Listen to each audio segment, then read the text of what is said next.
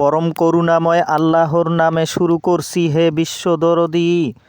আজ অত্যন্ত একটি গুরুত্বপূর্ণ বিষয় নিয়ে আলোচনা করব, অর্থাৎ প্রচলিত পাঞ্জেগানা নামাজ নিয়ে।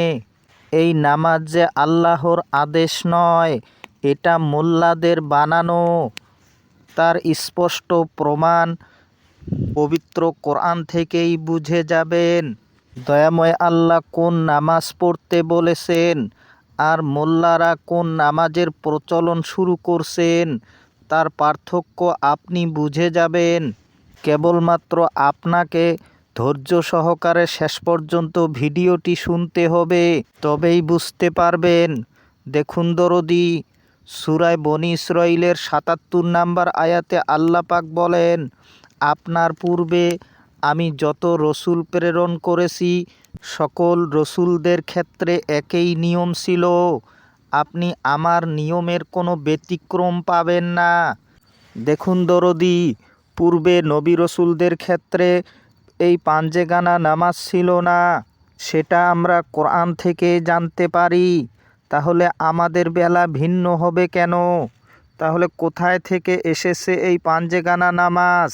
এই পাঞ্জেগানা নামাজের কথা আমরা মোল্লাদের কাছে শুনতে পাই।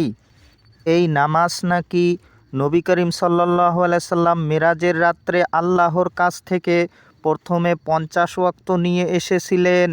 তারপর আসার পথে মুসা আলাইহিস সালামের সঙ্গে নাকি দেখা হয়।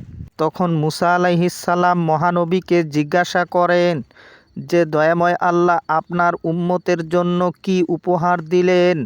তখন নাকি মহানবী সাল্লাল্লাহু আলাইহি সাল্লাম বলেছিলেন যে, আল্লাহ আমার উম্মতের জন্য 50 ওয়াক্ত নামাজ দিয়েছেন। তখন মুসা নবী মহানবী সাল্লাল্লাহু আলাইহি সাল্লামকে বলেছিলেন, আপনার উম্মত কখনো 50 ওয়াক্ত নামাজ পড়তে পারবে না।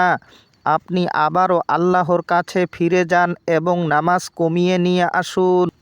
তারপর মুসা নবীর কথা মতো মহানবী সাল্লাল্লাহু আলাইহি সাল্লাম নাকি আল্লাহর দরবার থেকে প্রথমে 5 ওয়াক্ত নামাজ কমিয়ে আনলেন। তারপর পথে আবারও মুসা নবীর সঙ্গে দেখা হলো।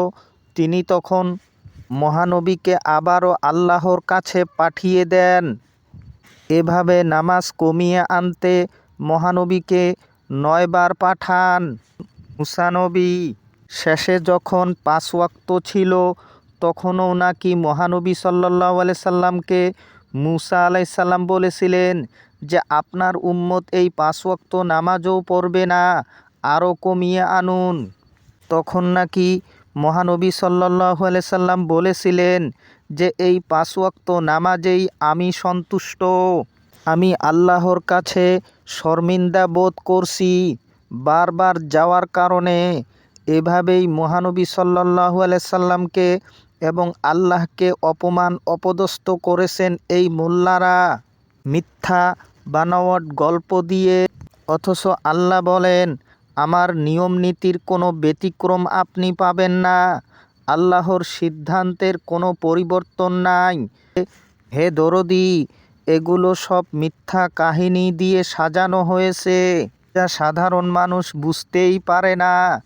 যেই প্রচলিত নামাজকে আপনি এতই গুরুত্ব দিচ্ছেন, সেই নামাজের নিয়ম নীতির কথা আল্লাহ একবারও কোরআনে বলে দিলেন না। তারপরেও তিনি পবিত্র কোরআনে কেন বললেন সূরা বনী ইসরাঈলের 12 নম্বর আয়াতে যে, আমি সকল বিষয় বিস্তারিতভাবে ব্যাখ্যা করে দিয়েছি, এবং সূরা আনআমের 38 নম্বর আয়াতেও বলেছেন যে, এই কিতাবের ভেতরে আমি কোনো কিছু বলার বাকি রাখি নাই। এবং এই কোরআনে কথাও উল্লেখ আছে যে, কোরআন সত্য ও ন্যায়ের দিক থেকে পরিপূর্ণ, দ্বীনের বিধান হিসাবেও পরিপূর্ণ। এবং সূরা আম্বিয়ার 106 নম্বর আয়াতে বলা হয়েছে, এ কোরআনে ইবাদতকারী সম্প্রদায়ের জন্য পর্যাপ্ত বিষয়বস্তু আছে। তাছাড়া আমরা অসংখ্য আয়াত দেখতে পাই যেখানে বলা হয়েছে, দয়াময় আল্লাহ প্রত্যেকটি বিষয়বস্তু তিনি সুন্দর ব্যাখ্যাসহ আলোচনা করেছেন। তারপরেও মোল্লারা বলে যে শুধু কোরআন পড়লে আপনি কিছুই বুঝতে পারবেন না। আল্লাহর উপর তারা আল্লাহগিরি করে, আর সাধারণ মানুষ অন্ধের মতো যুগ যুগান্তর ধরে আল্লাহর কথাকে গুরুত্ব না দিয়ে মোল্লাদের আইন মেনে নিয়েই চলছে। এগুলো কি শিরিক নয়? অবশ্যই। কেননা তিনি বলেছেন, আমার কর্তৃত্বে কাউকে অংশীদার করি না।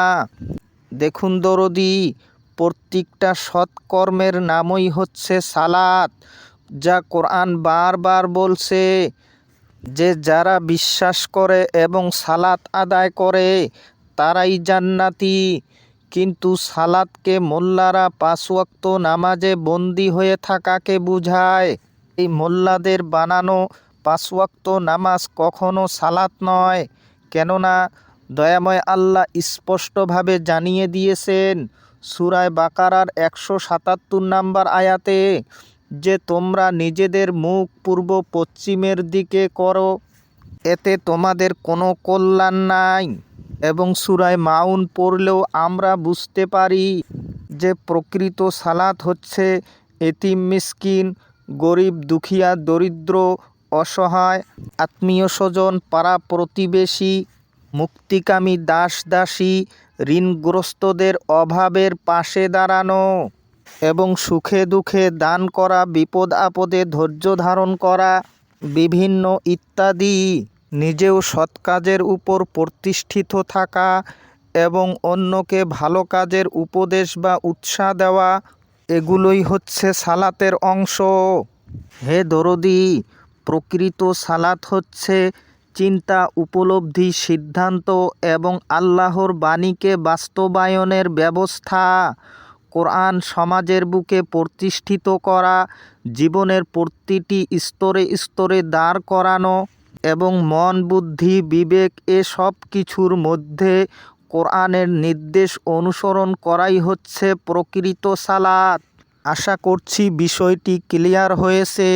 সবাই ভালো থাকুন, সুস্থ থাকুন। খোদা হাফিজ।